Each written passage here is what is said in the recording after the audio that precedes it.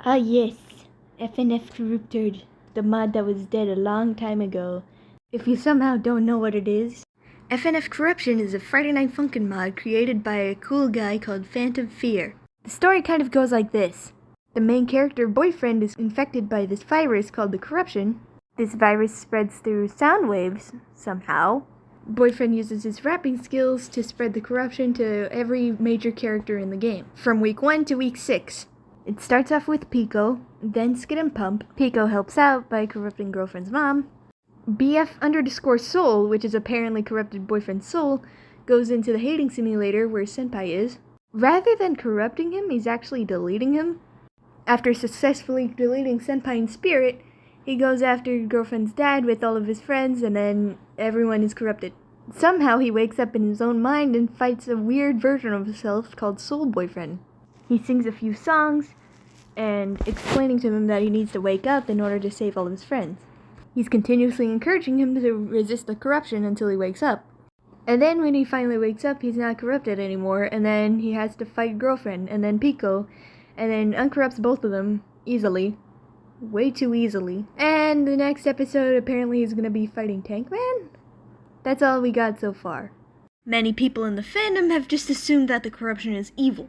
It makes sense. It's literally in the title of the video. Most villains have a reason for their actions. There's no way someone just gets up and says, "Oh boy, I'm gonna be evil today." Even if something was mind controlling them, it would be pretty obvious. There would definitely be some sort of resistance. And the corrupted people aren't actually hurting anyone. Girlfriend doesn't go into her Nexus form. Pico literally has 3 weapons that could hurt people a lot, yet never uses them. Sure, there's the pile of dead Tankman right there, but are we sure if he's responsible for that?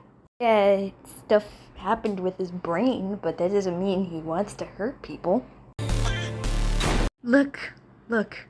Clearly, that was not a normal bullet.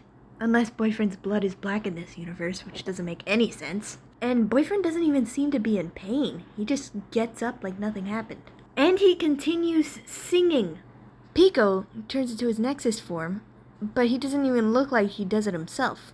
It's almost like it happens out of his own control. And he looks like he's scared. My idea is that the Nexus form has to be triggered. If you get the corrupted person too angry, he'll just...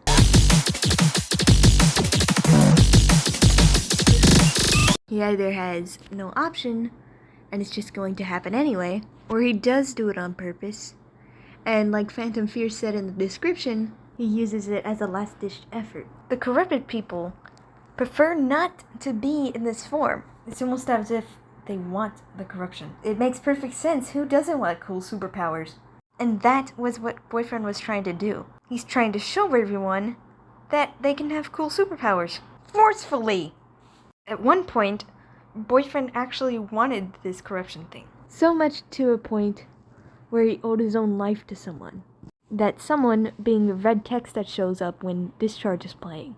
Obviously it's not Soul Boyfriend, nor is it Boyfriend. So this entity or person or whatever is trying to remind him of some kind of agreement. The entity feels betrayed. It's trying to give him a reason to just give up. It's even trying to bribe him. A lot of people believe this is either the corruption itself or the lemon. I'm thinking it's someone that's actually very important to him. Someone he wouldn't want to betray. And that's the only reason why resisting whatever this thing is so difficult for him. That's why the red text reminds Boyfriend that he doesn't even know who Soul Boyfriend is. And clearly the guy looks guilty. But the power of imaginary things with rock guitars apparently stops his guilt. Come on, man, you're a jerk. Anyway, that's just a theory. A game theory!